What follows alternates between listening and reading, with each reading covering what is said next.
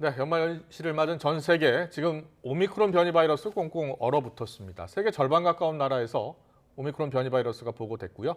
몇몇 국가에서는 이미 우세종으로 자리 잡았습니다. 네, 우리나라도 한두 달 사이 오미크론의 광풍이 몰아닥칠 가능성이 커 보입니다. 유재석 해설위원과 함께 알아보겠습니다. 어서 오십시오. 네, 어서 오십시오. 오미크론 변이 유행이 지금 이스라엘에서도 시작이 됐나 봐요. WHO도 지금 일단 이를 인정하고 평가하는 분위기네요. 이스라엘 하면 이제 전 세계에서 가장 그 코로나19 대응을 잘하는 나라로 꼽히지 않습니까? 그래서 어느 나라보다도 먼저 그 백신을 맞았고, 그로 인해서 효과도 많이 봤고, 또 이른바 부스터샷이라고 하는 추가 접종도 제일 먼저 시작했던 그런 나라인데, 최근에 정부가 공식적으로 발표를 했습니다. 오미크론 변이 유행이 본격화했다, 이렇게 이제 공식적으로 발표를 할 정도죠. 네. 오미크론 확인이 지난 23일 기준으로 볼 때 2배 정도가 늘었습니다. 며칠 사이에 2배 정도가 늘었고, 8일 동안 오미크론 감염, 그 변이 감염이 13배가 늘었습니다. 그렇기 때문에 이미 이스라엘도 오미크론의 사정권 안에 완전히 들어왔다. 이로 인한 이제 발생 지표들이 다 나쁘죠. 감염 재생산 지수가 1.4. 그러니까 지난 7월 이후에 가장 높고요. 그 다음에 뭐 접종은 상당히 좀 이루어지고 있는데도 불구하고 확진 환자가 늘어나는 그런 추세를 보이고 있고, WHO에서는 세계 106개 나라에서 오미크론 변이가 보고됐다, 이렇게 얘기를 했는데, 불과 일주일 전보다 한 20개 나라가 늘어난 것이고요.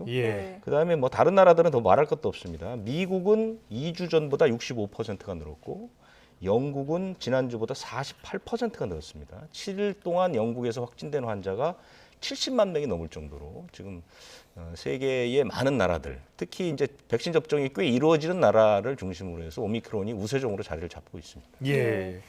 자, 확산세가 무서운 속도로 이제 퍼지고 있는데, 오미크론 변이가 처음 확인된 남아프리카 공화국 같은 경우에는 지금 짧은 시간에 확진 환자가 수십 배가 늘었습니다.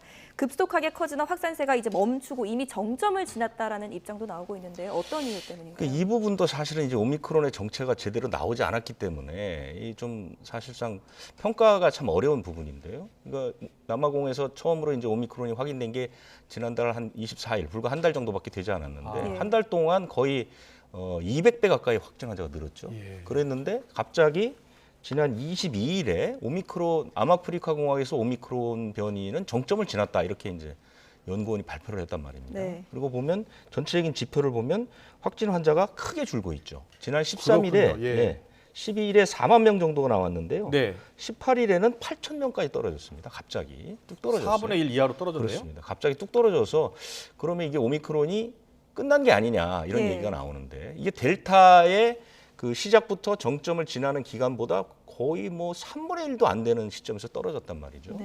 그래서 이게 과연 어떤 것이냐라는 분석들이 많은데, 남아공에 뭐 특별한 변수 같은 게 있어요. 남아공은 한 그 전체 국민 가운데 4명 가운데 1명 정도가 감염을 경험했던 사람입니다. 이미 이제 항체가 굉장히 많았고, 그다음에 그 접종률 자체도 그렇게 높지 않아서, 그리고 굉장히 나이가 젊습니다. 60대 이상 비율이 5%밖에 안 되거든요. 그렇기 때문에 다른 나라와 비교하는 건 좀 어렵지 않느냐 하지만, 어쨌든 이것도 하나의 경우의 수가 될 수 있다. 그러니까 오미크론 변이 바이러스가 빨리 창궐 하는 측면도 있지만 빨리 사라지는 측면도 있다. 이런 부분도 한번 염두에 두고 연구할 필요가 있는 것 같습니다. 그렇군요. 알겠습니다. 국내 오미크론 변이는 좀 어떻습니까? 걱정했던 것보다 전파가 빠르지 않다라는 분석도 있는데, 그래도 걱정이 많거든요. 어떻게 보세요? 그 다른 나라를 보면 지금 미국 같은 경우가 하루에 한 17만 명 정도 나오지 17만 명. 뭐 일주일 사이에 68%가 늘었는데, 미국의 첫 오미크론 확인자는 우리나라보다도 이틀 늦습니다. 그러니까 지난달 30일 정도에 나왔는데 불과 한 3주 만에 이제 커졌고, 우리는 지난달 28일에 첫 확진 환자가 나왔는데 아직까지 한 400명이 안 되거든요. 그럼 아직까지 좀 늦다. 우리는 초반에 사실상 좀 그 빨리 그 공항을 좀 사실상 봉쇄하는 정책이 어느 정도 먹히지 않았느냐는 생각이 들고, 국내 집단 감염도 9건밖에 되지 않지만 방역 당국은 이것은 시간의 문제다. 어차피 오미크론이 국내에 들어온 이상 이 빠른 전파력을 가지고 우세종이 되는 것은 보통 어느 나라든 석 달 안에 이루어지는 일이다. 얘기를 했기 때문에 우리도 지금은 늦지만 어느 순간, 그러니까 그 시점을 아마 10% 정도로 봅니다. 현재 우리나라에서 변이 바이러스 가운데 델타가 한 98%쯤 되고 예. 오미크론이 1.78% 정도밖에 안 되는데 오미크론의 비중이 10%쯤에 도달하는 순간부터 폭발적으로 늘어날 것이다. 아, 그것이 한두 달 뒤, 그러니까 내년 1월 또는 2월이 될 가능성이 있다 이렇게 보기 때문에 예. 우리나라도 오미크론의 우세종은 거의 피할 수 없는 것으로 보입니다. 네. 예. 그래서 오미크론 국내 감염자가 이제 국내에서 400명이 채 되지 않기 때문에 분석 대상이 많지는 않지만 국내 오미크론 확진 환자를 분석해 보니까 역시 백신을 맞지 않은 사람이 많았습니다. 여기에서도 지금 백신 접종의 중요성이 다시 한번 확인됐다고 볼 수 있겠죠. 뭐 여러 연구가 있어서 지금 네. 백신이 오미크론을 어떻게 물리칠 수 있느냐 이 부분이 많은데 이론적으로 과학적으로 보면 이 백신을 이제 맞게 되면 중화 항체라는 게 생기지 않습니까? 예. 그런데 오미크론 변이의 특징이 이 중화 항체의 공격을 회피한다는 거거든요. 그러니까 쉽게 생각하시면 그 접시가 날아가면 사격에서 그 맞추는 클레이 사격이라는 거 있지 네. 않습니까? 그 접시를 그 오미크론 변이로 보면 됩니다. 그러니까 일반 변이들을 항체를 총으로 쏴서 이제 맞춰서 깨트려 버려야 되는데 오미크론 변이는 이 부분에 변이가 많아서 이 접시가 날아가면서 굉장히 흔들린다고 보시면 됩니다. 예. 그러니까 항체를 총으로 쏴서 맞추는데 다른 변이보다 훨씬 어렵다는 거죠.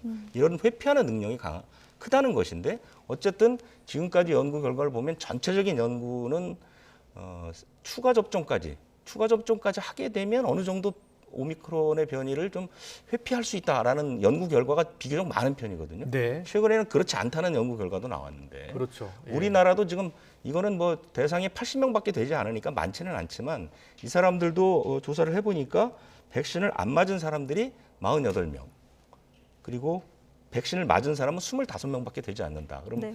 아주 대상이 작긴 하지만 어쨌든 백신을 맞은 사람이 맞지 않은 사람보다는 오미크론에 감염될 확률은 좀 반 정도로 떨어지지 않느냐. 네. 이 정도 결과가 지금 나온 상황입니다. 그렇군요. 오미크론 변이 뭐 일단은 긴장을 늦춰서는 안 될 것 같은데요. 우리나라 같은 경우에는요.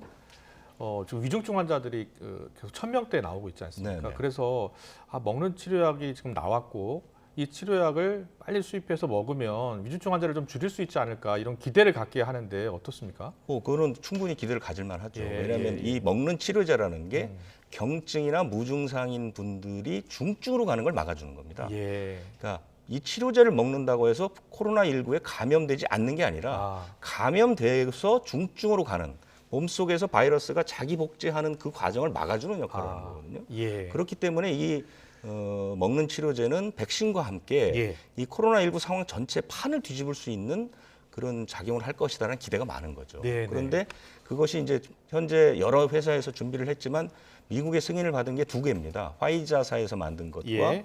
머크사에서 만든 2가지인데 화이자는 예방률이 90%쯤 되고요. 90%요? 예. 머크는 초반에 50%였는데 조금 더 임상시험을 해보니까 30%밖에 되지 않습니다. 아, 그래서 미국에서도 승인을 낼 때 화이자는 12살 이상의 그 성인과 청소년도 먹을 수 있도록 했고 예.